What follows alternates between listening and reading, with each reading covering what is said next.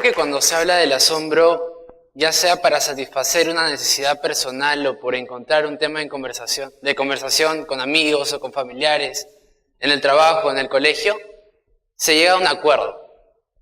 Las personas cuando se vuelven adultas se dejan de asombrar.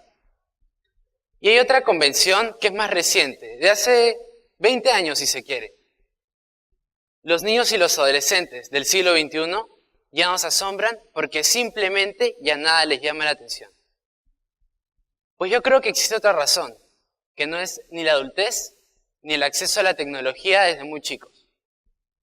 Lo que sucede es que por lo general se entiende que el acto de descubrir responde únicamente a lo que como conjunto nos es desconocido, pero no se valora la necesidad de descubrir lo que individualmente nos es desconocido. Es decir, redescubrir. Y es de eso de lo que he venido a hablar hoy día. Permitirse, aunque sea una vez en la vida, empezar de cero. Este soy yo cuando tenía 2 años. Yo recuerdo que lo que más me encantaba de ir al parque era andar en mi bicicleta con rueditas. Porque cuando miraba de costado el piso, podía ver esta imagen, el trance de una rueda quieta y con una gran resolución, llamándolo así, en la que podías captar todos sus rasgos, el tornillo, los metales, pero ¿qué pasaba cuando empezaba a girar cuando uno pedaleaba? Parecía una sopa de la cual solo podías distinguir el contorno. Y era toda esta experiencia la cual a mí me resultaba intensa. Y creo que fue eso lo que me llevó 10 años después a tener muchas ganas de aprender un poco más de ciencia.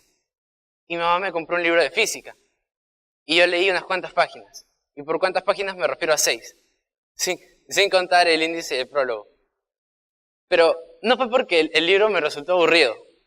Yo en verdad me había quedado realmente fascinado. Y como no tenía que dar un examen o una tarea, me permití quedarme en ese capítulo. Y me permití quedarme así, fascinado. Ese capítulo era el primero, que decía cinemática, y que para mi suerte yo había podido comprender. Y luego vi estas fórmulas. Y pensé que si estas eran una forma de representar esta parte del movimiento, ¿por qué no podían existir otras? Y decidí que yo quería ver si existían unas o si se podía encontrar otra. Y me embarqué en esta aventura. Y luego vino otra pregunta, que se puede entender como la pregunta de contraste, pero yo creo que es la pregunta de prueba. ¿Para qué? ¿Para qué hacerlo? Mi respuesta en ese momento, aunque no lo verbalicé, fue: yo quiero comprender esa partecita del movimiento con mis propias palabras. Y empecé a desarrollar un método que resolviera los mismos ejercicios de esas fórmulas, pero que solo usara las 4 operaciones básicas. Es decir, adición, sustracción, multiplicación y división. Y que fuera progresivo y sencillo como el método de cangrejo que uno aprende en primaria.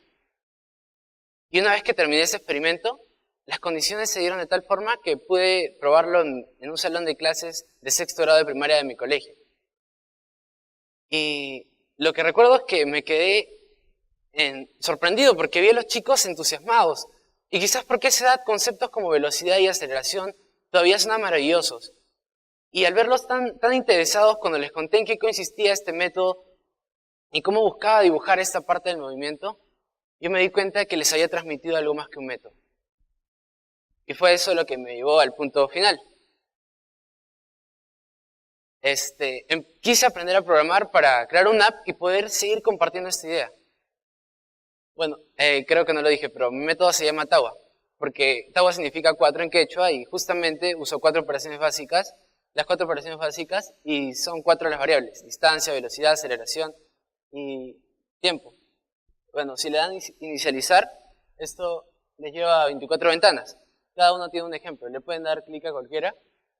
Y si le dan play, bueno, ven cómo se ejecuta el programa.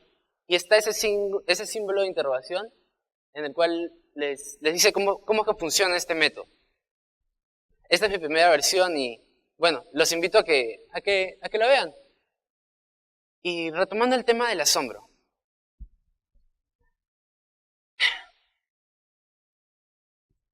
Puede parecer algo ingenuo tomarse la molestia de haber buscado otra ruta. O sea, ¿para qué hacerlo si es que ya existe una y también viene con resultados. Si bien creo que en este asunto debe haber un balance, también creo lo siguiente.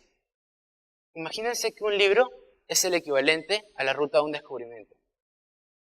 ¿Por qué conformarse con que alguien te cuente el final cuando tú podrías leerlo? ¿Habrías comprendido el libro en toda su magnitud, o al menos hasta donde tú podías? Yo no lo creo. Y lo que me parece un poco más triste es que no te des cuenta de eso. Creo que el asombro es el indicio que nos demuestra que acabamos de despertar, que nos hemos dado cuenta que lo que parecía nuestro cuarto, el universo, era más grande de lo que parecía. Y es esta actitud de todo ya está hecho, la que no solo subestima al descubrimiento individual, sino que subestima al asombro. Yo creo que cada uno es un individuo, y escribir tu encuentro con lo que te rodea nunca va a ser lo mismo a que te lo cuenten. Entonces, con toda razón, cuando uno se pregunta, ¿por qué los aviones, los celulares Nokia, las pelotas o los juguetes de hace 50 años ya no asombran? ¿Por qué la rueda ya no asombra? Porque simplemente no estás permitido de descubrirla. Tienes que asumir que existe porque existe. Y bueno, si bien por mi parte, Tawa significa algo muy importante para mí, no pienso dedicarle toda mi vida, pero lo que es seguro es que voy a dedicarle toda mi vida a la sombra. Gracias.